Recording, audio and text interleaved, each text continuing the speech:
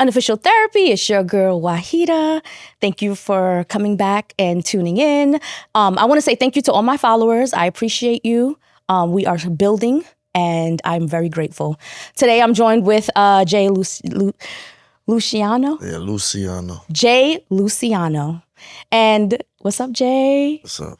So, Jay, you know, it's so interesting because I'm always seeing you on my feed. Yeah. And that's when I was like, you're so young, you're so inspirational. And I just wanted to have a chat with you. Thank you. I appreciate it. And see how you got all this wisdom.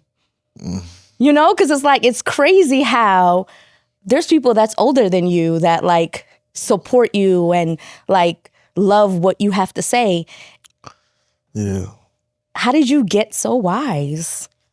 What happened to you? What made you that way? I don't know. I think it's because I just grew up around older people. I wasn't really around people my age. And yeah, I've been like that. I never really had a younger mindset. I've been like that since I was young. Yeah. There's a lot of wealth in what you have to say, and it feels like it comes from experience. Would you agree? I would. Why is But that? sometimes I took off other people's experiences too, but majority be my experiences. Because it's just, life be life, and people be people, and yeah, I don't went through mad stuff, so I'll be having a lot of stuff to talk about. Jay, I want to ask you, have you ever read Robert Greene's book, 48 Laws of Power, The Laws of Human Nature? Any of those books? I think I heard about that second book, The Laws of Human Nature, but I didn't tap into that. I'm not a book reader like that. Hey, listen, you could also, I tell all my friends, if you don't read books, you can always watch. You can always listen to the audio. Okay. And on YouTube, you can literally watch. It doesn't have sometimes there's animation, sometimes there's not.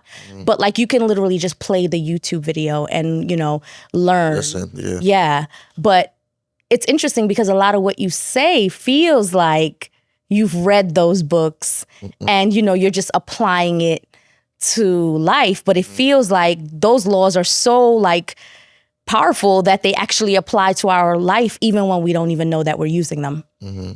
So you talk about relationships. What are some other things that you tend to focus on? Fake friends. That's a big one. What's the one that got you the most views, or you constantly see that when you're posting about it? I think that one right there. The fake friends? When I post about relationship stuff, but majority be about your friends not being your friends, or people not being who they claim to be. Or people not supporting. That's a you, common one. Watching who you hang around, who you keep company, for me, stuff like that. But yeah, it'd be the friend stuff. I got 8 million on something your friends looking at you as competition or something like that. So yeah. And that's why The Laws of Human Nature is so important. I think you should really read that book. I'm going to send you the link I bet. to, so you could tap in and you can get focused on that. But I know you graduated high school. Were you ever thinking of going back to school? Were you ever thinking of writing a book? Were you ever do these things cross your mind? Because you do have a significant amount of influence, and that's coming naturally for you. Then I want to know what else do you want to do? When I first was graduating high school, I was thinking about going to college, but I knew if I didn't go right away, I wasn't gonna go. So I ended up not going right away, so I never went. But now it's being that I am who I am and I'm doing what I'm doing, I feel like I don't need college. I feel like a lot of people don't need, you don't need to go to college to be successful. Of course. So yeah, I feel like that's just gonna have me in debt, and they teaching me stuff that don't got nothing to do with what I'm trying to do in life. I know it could be some majors that'll help me or whatever, but I don't really need it. So that's a hard pass for you. Yeah, it's a hard pass. It's so interesting because I completely disagree with you. For real? Yeah, I feel like somebody that's smart like you, I feel like very smart people need to go to college. And it's not because college is so great. It's because it turns you into someone else. Mm-hmm. And that process of like learning, focusing, studying every day, taking exams, trying to like tap into material and then like being tested on like how much content you absorbed. I think that makes you a better person, and someone as smart as you and you have natural ability, you always want, you don't necessarily have to go to college. You can also just be a self-learner, but you want to always strengthen who you are as a person, But so it's a hard pass. It's a hard pass, but I feel like it's because that's not like the content and me being like, I guess like a influencer, a public figure. Yeah. Is like, I mean, me being a public figure is who I am, but like an influencer is like comes secondary for me because I'm really an artist, like music. So it's like, that's what I was gonna ask you. I'm like, what's more important to you? So you feel like the music. Yeah, my aspect. number one passion is music. Okay. But that's who I am. Like the public influencing is who I am as a person. Like for me, I'm giving them a little taste of who I am. Your personality. Yeah, my personality, my characteristics. And that helps with the music and whatever I do in general, because once people mess with your character, they're gonna mess with anything that you do. I love that. That's a great, see, this is what I'm saying. You're just so smart. Yeah. Thank you. Of course. Let's talk a little bit about your childhood and like who you were growing up. I know that you were raised with both of your parents. No. Mm-mm. I was raised with my mom, my grandmother, and my aunt But dad was there too. For 9 to 10 years. Okay. Then my father came out of jail. Okay. When I was 10. Okay. So he went when I was like 1. So I wasn't born and raised with him, but he did help raise me, like, cause I'm 24. So like he was there. Like once he came out, he was there. Okay. Physically, what about when he was incarcerated? Were you like maintaining contact with him? Yeah. Did you go visit him? Yeah, we was on the phone a lot and visiting a lot. I got a lot of pictures and memories going to visit him and stuff like that. Talk to me about the experience of going to visit. Like, I think I was young, so it's not, I don't have a vivid recollection. Yeah, but I do remember like going on that little, like, I think it was like a van. A bus? Yeah, a bus or a van, and it was like mad other people on it. Me and my mother going on there, and I don't remember nothing like inside that jail. I remember like one memory when I was being bad and he had to rough me up inside the little visiting area or whatever. That's the only thing I can really remember, but the memories come from like pictures, I got a lot of pictures like of me and my family visiting my father. So yeah. Wow. And then talk to me about your mom. What's your mom like? My mother was like a strict mother. She wasn't fun. Like she wasn't like super duper strict, but she was like more on the strict side than on like the fun side. But we did have like a little bit of fun or whatever. She wasn't like not letting me outside and stuff like that. But I did get into a lot of trouble in school. So now I see why I was getting in a lot of trouble. So she was trying to keep you in the house to keep you away from issues. Yeah. Would you say that this wisdom comes from your mom or your dad? Or both? Or your grandmother? It could be all your family members that just like come together and... Yeah, I was about to say, you know? I think it, like little bits and pieces from everybody. Like I learned something different from everybody along with myself. Like, because majority of my wisdom, I think, come from myself. Like life experiences that I experienced myself. Like, but I learned a lot of stuff from everybody. Like my aunt, my grandmothers, my cousins, my mother, my father. Like they all played a part into like different aspects that I know about now. And talk to me about when you're doing this music. Obviously, I listened. It was a lot. I mean, I'm Caribbean, so the cursing is okay, but geez Louise, it's what do you call that, you said? I don't know what I would call it, but how do you classify that sound? I don't know. That's just what the generation like gravitate to. Like, I feel like that been like that though. Since like Biggie, Little Kim, like people like that. Like they've been saying stuff like that. But yeah, I don't know. That's just. And you title it Freaky Drill? Is that what it's called? That's what they titled it. They titled it. Yeah. But I'm not even a drill artist though. I'm like an artist overall. Like I did drill because like this generation gravitates towards drill. It's catchy. It's catchy. I like the beats, but I never really. They talk about certain stuff on their beats, and I talk about everything else but what they talk about, just using drill beats. I think that's brilliant. Yeah, because we know that certain content brings out the worst in others, and so you want to stay away from that because you understand the power of the tongue. Person. Yeah. They do a lot of negative promotion. I don't do that. Like, I say a little slick stuff here and there because that's just part of the hip hop culture, but you're really about having fun. Yeah, having fun. Like, my majority of my music is gonna be like fun music that you could play at parties and stuff. But I'm trying to gravitate away from drill. Like this year, like I think I did a couple drill songs, but like once I drop my album or my EP, whatever I drop this year, after that I'm not doing no more drill. Okay. Straight like nothing, everything but drill. Okay. Now did you take a look at the complex list of like top 100 rappers? I think I did. Did you really? Yeah, I don't remember. Let me pull it up. Let me see if I have it. But it's Complex officially drops their top 50 best New York rappers of all time. So 50 best New York rappers of all time, right? And so, you want me to go down the list? Yeah. There's Jay-Z, Big, Nas, Rakim, LL Cool J, 50 Cent, Nicki Minaj, DMX, Busta Rhymes, KRS-One, Prodigy, Lil' Kim, Ghostface Killah, MF Doom, Big Pun, Jadakiss, Cameron, Mos Def, Big Daddy Kane, Slick Rick, Method Man, Chuck D, Run, Q-Tip, Cardi B, Raekwon, Pop Smoke, Mace, Big L, Kool G Rap, Fat Joe,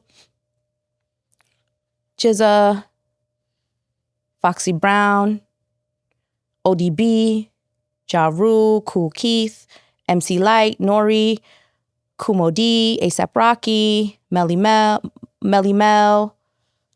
There's just a bunch. Fabulous is 43. Jim Jones is 45. Lloyd Banks is 48. A Boogie, French Montana is 50. Cardi B is 25. It's a lot of Bronx rappers. Yes, we made it. Right? Bronx and Brooklyn, heavy. We made hip hop. Do I agree with that? I think I do. Certain stuff. You would probably rank it. Rearrange it. Yeah. But that's just off of my preference. But maybe like stats wise, that's probably what they did about.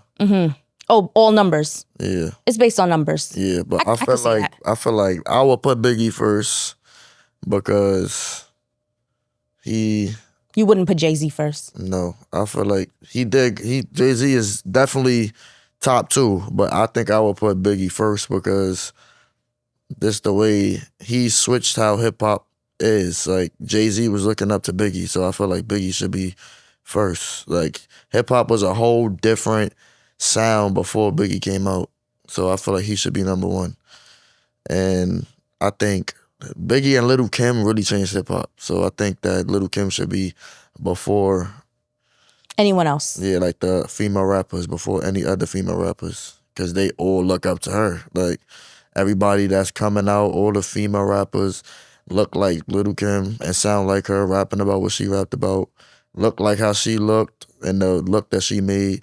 And all the male rappers, not all, but because nowadays they don't got that essence hip hop sound no more. But back then, like Jay-Z was looking up to Biggie. A lot of people was looking up to Biggie that was coming out. So them two really cultivated hip hop sound. So who's somebody you would want to work with? A Boogie's my favorite artist. Ever? Yeah.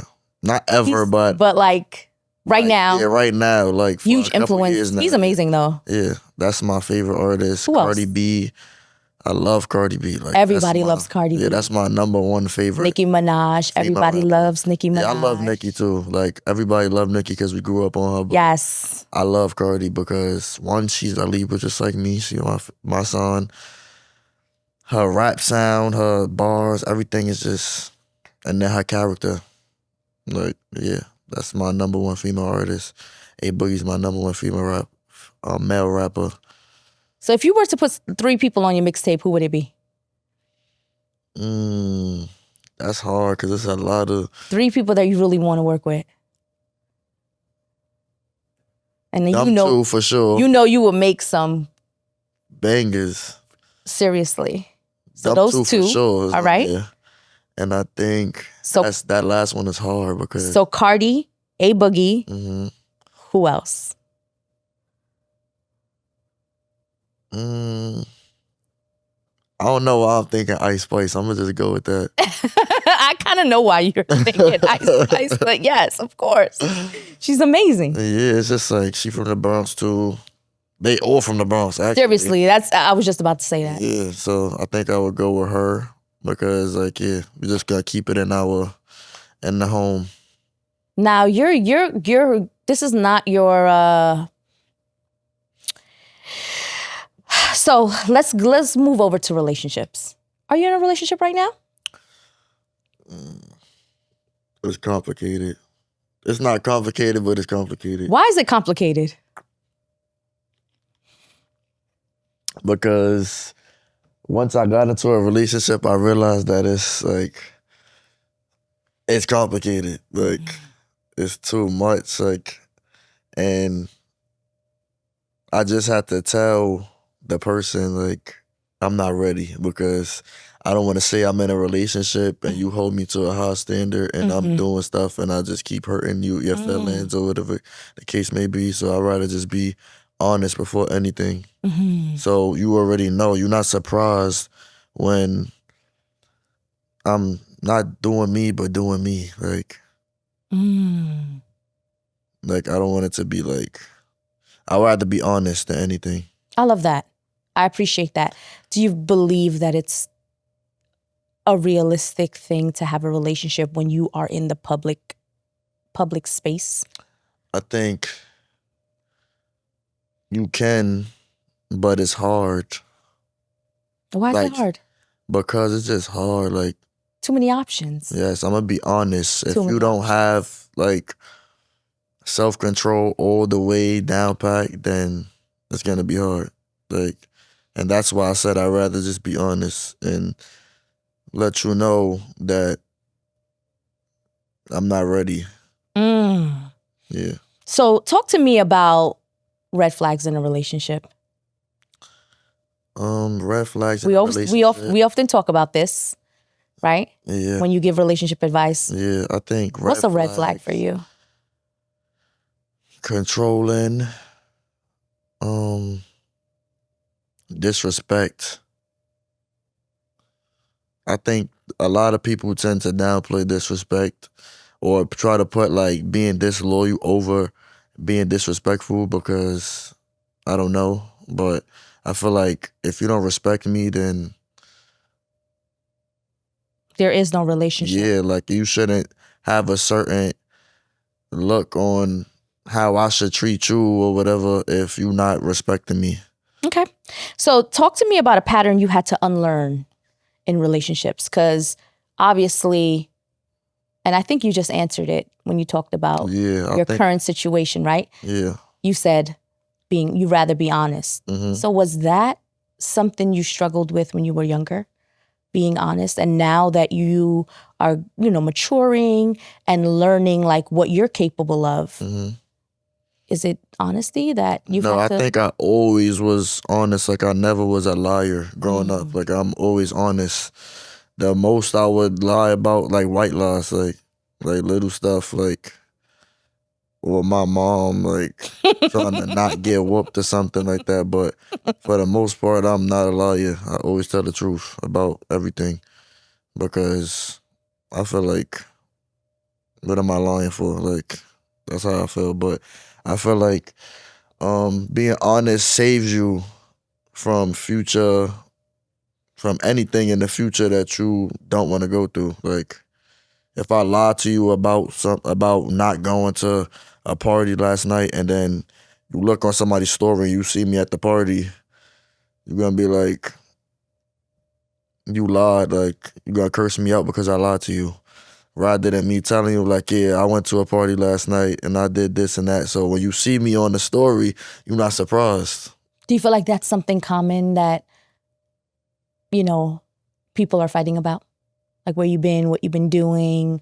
Yeah, it's because social media play a big part in the downfall of relationships. Why so? Because it's just a lot of options that you see on Instagram. Like you could get in trouble for liking a girl's story, or liking a girl picture, girl liking your picture. But this goes into it that is attention love? No, it's not. And just because you're getting attention from people doesn't mean there's a real intention. But some people don't look at it like that. Some people is like territorial. They see another girl like or comment on your stuff. You don't even gotta know the girl. They still gonna ask you about it. Like, why is she liking your stuff? Why is she commenting? I don't even know her. Yeah. So, stuff like that. Okay. What brings out the best version of you in a relationship? Being understanding. Aww. Yeah, like if you understanding, then I feel like I could be 1,000% comfortable with you. Because, yeah, just being fun and not draining me, being my peace. Like, even if I do make a mistake or two, I'm not saying just up and forgive me, but it's a way to communicate stuff, a level of maturity. Have you ever met someone that was understanding in the way that you needed them to be? Or you feel like you're still trying to find that? I'm not trying to find it. I'm just trying to make the person, not make, but I'm trying to help that person grow into being somebody like that. Yeah. You're trying to show them what you need and hoping that they'll rise to that. Yeah, but I also got stuff to fix too. So I know, I'm understanding that it's a two-way thing. Like it's not like you just got a bunch of stuff to fix and I'm just perfect. Like I know I got stuff to fix about myself too. So then Jay, talk to me about what would be a healthy relationship for you. What's a healthy relationship? What does it look like? A healthy relationship would look like being respectful at all times. Like, don't embarrass me in front of people. You gotta know how to act in front of family, friends, in the public, period. Don't go on social media talking about me knowing that I'm a public figure, because that's just giving other people ammo. Even though I don't got no ops or nothing like that to have ammo on me, it's still like I'm in the light. Yeah. And that's kind of looked at as dimming my light. So well, you're rising, right? Yeah. So you don't need anything to bring you down. No negativity. So if you bring in negative vibes into my life, that's a big red flag. So yeah, just somebody that understands my lifestyle. Do you need someone to be your biggest cheerleader? Because I know a lot of women, that's what they like. They definitely want people to cheer them on. Do you feel like as a man, you need that as well? I feel like, yeah, because I was thinking I was about to say I don't need it, but I think I do, because if you're not, then what you doing? Exactly. Well, how can you be my significant other? Exactly. Not be my biggest cheerleader. Correct. How am I getting support from other people yeah. but I'm not getting it from you? Yeah. So it's that maybe is mandatory. You gotta support me 1,000%. Yeah. So yeah. Let's talk about friendship. Let's go to that. What are some friendship red flags for you? You always touch on this. This is this is you. To say about that. I hate haters. Like, I know that sounds weird because if you hate something, then you a hater too. But I know y'all get what I'm saying. Yeah. Like, I dislike haters strongly. Like, Yeah. I feel like if I'm your friend, you should never look at me like, Ever. ever look at like, you're not my friend if you not my friend. If there's any comparison, or if there's negative energy, yes. Secret animosity, anything like that, like, you're not my friend. And if I get that type of vibe from you, then I feel like we not really friends for real. Well, Jay, you know what I've learned, and I love that you kind of touch on that because it's very important, healthy in like having a healthy relationship. But a lot of us, we need to know what a healthy friendship looks like. Mm-hmm. And a lot of us, people are not healed. Mm-hmm. That's why their first like reaction is negative because they're not healed. An unhealed person will always look at things in a like negative perspective. Mm-hmm. And someone that's working on their healing, because none of us are ever fully healed. Mm-hmm. Someone that's working on their healing is going to say, let's be positive. Let's think positively. Let's give each other grace. Mm-hmm. Let's be hopeful, right? And when I'm describing those things, do you feel like that's what you need in a friendship? Grace, someone that's hopeful, someone that's, helping you believe in yourself? Yes, 100%. And I need people around me that's, like, I feel like you're never going to meet somebody that's exactly like you. Correct. That think exactly how you think. Correct. But I just need somebody that's like 100% there for me, like got my best interests 1,000%. Because I feel like anytime I'm around somebody or being your friend or anything, that's me. Like, I'm genuine as hell. Like, that's the type of friends that I need around me. Like, I don't want to ever feel a funny vibe from you. Like, that's what I'm trying to say. Like, and sometimes I get that from my friends. Like, sometimes I get funny vibes from Tell me a people that I recent have incident. around me. Tell me a recent incident if you're comfortable sharing. I can say a couple things that, like, I feel like being that I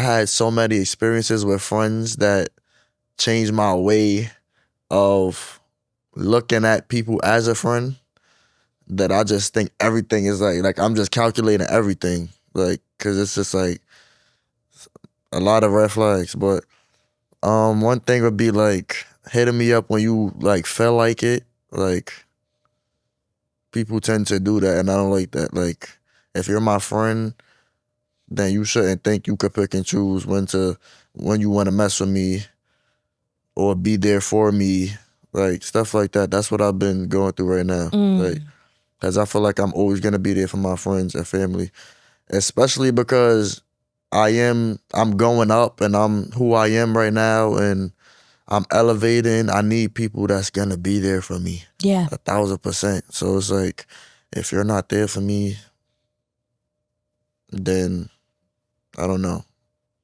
Like, I still consider people as my friends, but it's just certain stuff I just look at you a little bit different when I see like a little thing that I don't like. So yeah, that's what I've been going through right now. Talk to me about your mental health, and talk to me about what helps your mental health the most. My mental health is good. It's great right now. Like, at one point, like around COVID time, my mental health was like I was depressed. I was depressed in COVID. I remember. Why? Personal stuff. Like, yeah. And just life in general. Like, I was definitely depressed. But what helped me was God. Yeah. And what helps me is God right now. Like, I haven't been depressed since then. Like, because what pulled me out was God, and I never went back to that space. And that's my number one friend, my number one support, my number one motivation, my number one medicine.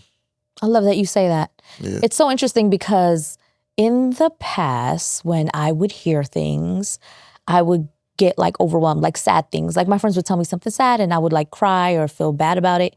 But now whenever I hear something sad that or I feel bad about something, I just start praying. I immediately just start praying. I stop what I'm doing and I just start praying. And I feel like that has saved me. because it lets me like leave it all up to God, leave it all up to the higher power. I don't even have any power to do anything anymore. That's how I feel. I feel like all of it is just God. God fix it. God make it better, because especially when you start losing people in your life, like family members passing away, how do you fix that? Right. You can't. Like, that's the most powerless. The only person you can turn to. Yeah. Where did you learn to turn to God? Was it your mom? Was it your family? I think. Did you go to church when you were younger? I went to church, but I wasn't heavily going to church. But my grandmother always installed that in me. So I always, God, ever since I was younger, I always had a close relationship with God. I always been intelligent and I feel like I've had a grown mindset. I feel like since I was younger, I never had a childish mindset. I always was not adult, because obviously you growing and you learn as you get older, but I always had that advanced mindset. But my relationship with God grew from life experience. I experienced it myself. And that's how I got closer with him, because I just had to experience it. And nobody can ever tell me, nobody can turn me to a non-believer. So then my question to you is, are you actively going to church? I feel like church don't define your relationship with God. Of course not. Of course not. But I don't go to church. You don't go to church? I don't remember the last time I went to church, but I talk to God every single day though. Talk to God every single day. And I think if that's what works for you, then that's beautiful. Yeah, because a lot of people could go to church every day and still not following, not abiding. What's one principle that you feel like resonates with you when you think about religion, spirituality, however you want to call it? What's something that you feel like you always try to follow? Okay, one, I'm gonna say I'm spiritual, not religious. Not religious. Okay. Yeah. All right. And it's don't got nothing to do with religion or being spiritual, but one thing that I always think to myself, I don't treat people how I don't want to be treated. That's something that I follow within life. Because a lot of people will do certain stuff, and think that they're a good person, or just... Yeah, they're cruel. Yeah. And they don't even recognize that they're cruel because they're so used to being that way. Yeah, that's what I'm saying. I don't do stuff to nobody that I wouldn't want done to me. So that's how I go about life. So then you definitely believe in karma. Oh yeah, for sure. And I know I done got karma for a couple of things, but for the most part, I'm a good person. When the karma's hitting you, do you recognize in the moment, damn, this is because of X? Yeah, I'll be thinking that. I recently just went through something like that. I was like, that's what I get for doing that. Yeah, definitely believe in karma. Now, so now you talk about the music. We know that you're gonna do an EP. Is that what you're? Is that album? I think I'm gonna do an album. Okay. I already dropped the EP. Okay. What can we expect? Have probably 9-10 songs on there, and I'm waiting until I get to 100K to drop it. I'm probably 30% or less than 20% there, 15% there. So, do you believe in the power of manifestation? Yes, I manifest every day. Do you believe? I have in my notes, I have my manifestations that I read over and over. Would you say you're manifesting that A Boogie, Cardi B, I've been manifesting, and Ice Spice? I'm still manifesting that. It's gonna be. I always say that. I think I said that in a couple interviews. When I get those features, I'm never saying if I get them. No, when I get them features, because I know it's gonna happen one day. What is something that you felt like you actually manifested? I manifested me being who I am today, like the person, like the figure that I am. I manifested a lot of stuff. Like I had a whole goal list, and I said I'm gonna do this, I'm gonna do this, I'm gonna do this, and I'm crossing out stuff like every day, yeah. Wow, every year. That's beautiful. So yeah, I'll manifest that. I'll manifest the life that I'm living right now and that I'm going to live. So I know the manifestation is going well because I see the road that I'm on. Like I see the progression. Like it's like stepping stones. Like I'm trying to be all the way up there, but right now I'm like right here, and there's nowhere else to go but up. So yeah. So I'll be looking forward to these features. I'll be looking forward to hearing you, on a track with A Boogie, on a track with Cardi B, on a track with Ice Spice. Yes, thank you. Jay, thank you so much for joining me. I appreciate you. Thank you for having me. And great convo. Yes, that was a great conversation. Okay, take care. You too. Thank you. Bye, guys. Gra.